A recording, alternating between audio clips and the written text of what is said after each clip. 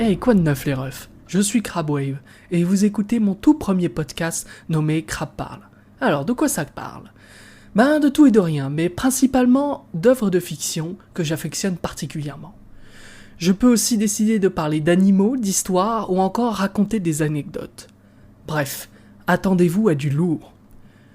Vous pourrez également écouter mes podcasts sur YouTube avec mon pseudo Crabwave. Je vous fais pas plus patienter et vous laisse avec le tout premier épisode. Allez, bonne écoute et à bientôt.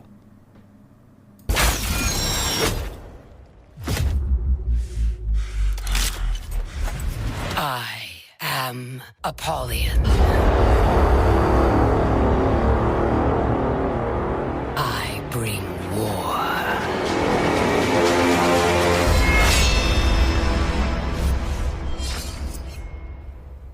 Quoi de neuf les refs? Pour ce tout premier épisode, j'ai envie de vous parler de For Honor. Mais c'est quoi For Honor? For Honor est un jeu vidéo mêlant combat et beat'em all développé par Ubisoft. Dans la grande lignée des œuvres de fiction médiévale, il mélange les chevaliers, les samouraïs et les vikings, et plus tard les chinois et les voyageurs, dans une seule et grande carte pour se foutre joyeusement tous sur la gueule. Dit comme ça, c'est vraiment pas fou. Mais moi j'adore. Pourquoi? Tout simplement parce qu'avec un simple speech, a priori vraiment pas extraordinaire, on peut déjà faire de grandes choses. Évidemment, ce sera jamais du Tolkien, du Elden Ring ou du Lovecraft. En revanche, dans cet épisode, je vais me faire le plaisir d'exprimer mon amour et ma passion pour cet univers et répondre à cette question. Pourquoi? Pourquoi j'aime For Honor? À l'époque, j'ai découvert For Honor en regardant les vidéos de Bob Lennon. C'était vraiment le bon vieux temps. Très vite, j'ai accroché au concept du jeu, et plus je regardais ces vidéos, plus j'avais envie d'y jouer. Quand j'ai enfin pu décrocher le jeu, on était déjà à la fin de la première année de For Honor, et l'Aramucha et la chamane venaient tout juste de débarquer. Je vous rassure, pas besoin de s'inquiéter pour les noms trop compliqués. Pour faire simple, il y a 5 grandes factions, et dans chacune de ces factions, il y a une tonne de classes de personnages avec des noms bien compliqués. Un exemple: Griffon, Kensei, Berserker, Shaolin, Medjay, Zanhu, Charmungan, Kyoshin, Belliciste, et encore j'en passe. Bref, tout ça pour dire que c'était que le début de l'aventure. Le jeu m'a pris au trip particulièrement à cause d'une mécanique que j'adore dans les jeux vidéo, les exécutions. Les exés, c'est quand ton personnage fait une animation méga stylée en tuant un adversaire. On peut retrouver ça notamment dans Apex, Call of Duty ou encore Titanfall. Mais For Honor, il est vraiment à un autre niveau. Là où les exés sont généralement simplement là pour humilier son adversaire, car il faut aller dans son dos, For Honor utilise cette mécanique aussi de face, et également pour redonner des points de vie aux joueurs. De plus, pour exécuter, il faut réussir à réduire le nombre de points de vie de l'adversaire au minimum, sans le tuer, puis le finir avec une grosse attaque. Une fois l'adversaire exécuté, il mettra plus de temps à réapparaître et ne pourra être relevé par ses alliés. Cette mécanique de jeu, aussi simple soit-il, a réussi à me faire tenir des années, tellement j'adore ça. Parce que personnellement, je suis pas le genre de joueur à vouloir jouer des jeux de compétition. J'aime pas me confronter aux autres, c'est vraiment pas mon délire.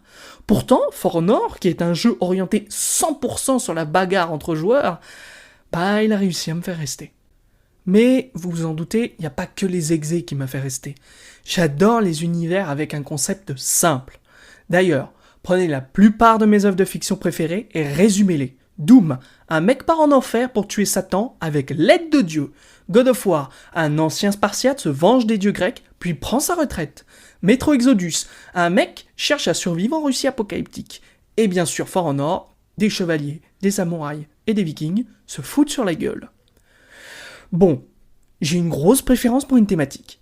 La guerre. Que ce soit avec Warhammer 40K, avec son au 41e millénaire il n'y a que la guerre, Fallout avec la guerre ne meurt jamais, ou encore For Honor avec son je suis Apollyon et j'apporte la guerre. Bref, j'adore la guerre. Évidemment, en fiction. Ce qui me passionne dans cet univers, c'est d'imaginer des civilisations, comme les chevaliers, les vikings et les samouraïs, se développer entièrement autour du concept de la guerre. Imaginez un peu le délire. Des civilisations évoluant durant des décennies sur le seul concept de s'entretuer. Imaginez les religions, les cultures que cela peut donner. Ne serait-ce que l'argent qui est de l'acier, les niveaux qui deviennent de la réputation, ou encore les armes. Imaginez les armes qui auraient pu être inventées au fur et à mesure de ces guerres. En plus de ça, rajoutez que le fait est que les dieux existent dans ce monde, et les monstres aussi. Je peux pas m'empêcher de penser aussi au racisme. Et encore, pour complexifier les choses, les classes des différents personnages peuvent être réunies.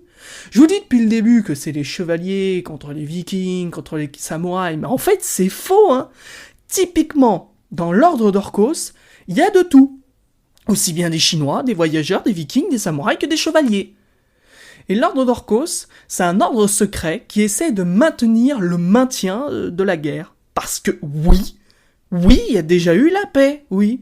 Et le but de ces mecs, c'est de foutre la merde un peu partout de façon organisée pour continuer les massacres. Quand je vous dis qu'avec un concept simple, on peut déjà faire bien compliqué. Je voudrais revenir sur les classes de personnages. Comme je l'ai déjà dit, il y a 5 factions. Dans chacune, il y a beaucoup de classes de personnages avec des noms chelous. Mais ce qui me fait vraiment délirer avec ça, c'est non seulement le nombre, mais surtout que ce sont des classes. C'est-à-dire que chacun peut s'imaginer dedans. Je vous raconte pas le nombre de fois où je me suis imaginé dans l'univers de For Honor à me demander quelle classe de personnage j'incarnerais. Le gladiateur avec son trident et son bouclier, spécialisé en 1v1 car considéré comme assassin.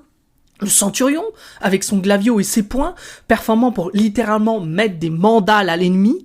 Ou encore le Zanhu avec son Shangdao, sorte de longue épée à 2 mains, partie dans la maîtrise du feu. Ah oui, parce que j'ai oublié de préciser, mais certaines classes ont carrément des pouvoirs, comme la belliciste et son poison du futur, le Shaolin qui se téléporte, ou le Kyoshin qui invoque des pics pour paralyser temporairement tous les adversaires à proximité. Bref, il y a énormément de possibilités et j'ai déjà passé je ne sais combien de temps avec des potes à imaginer quelle classe correspondait à qui. D'ailleurs, pour anecdote, j'ai un Shugoki, un Anaramucha, un Kensei et un Black Prior dans mon entourage.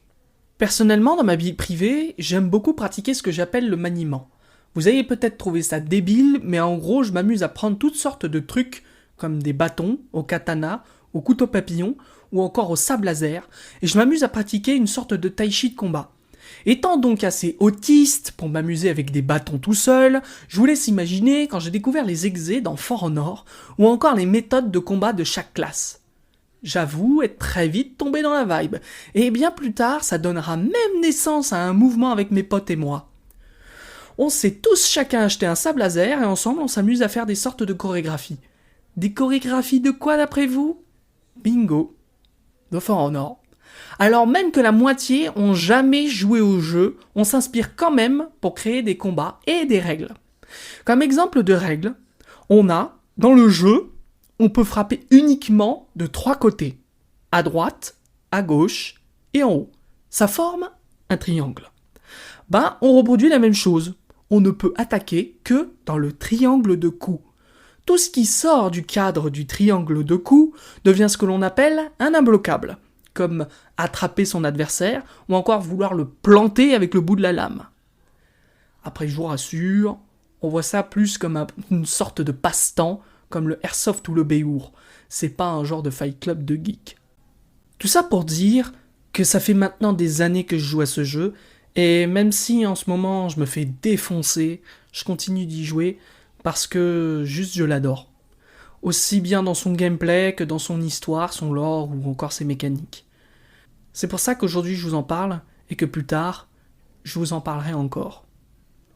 Je vous remercie de m'avoir écouté jusqu'à la fin, et j'espère que ce premier épisode vous a plu. Passez une bonne journée, et à très vite pour de nouvelles thématiques.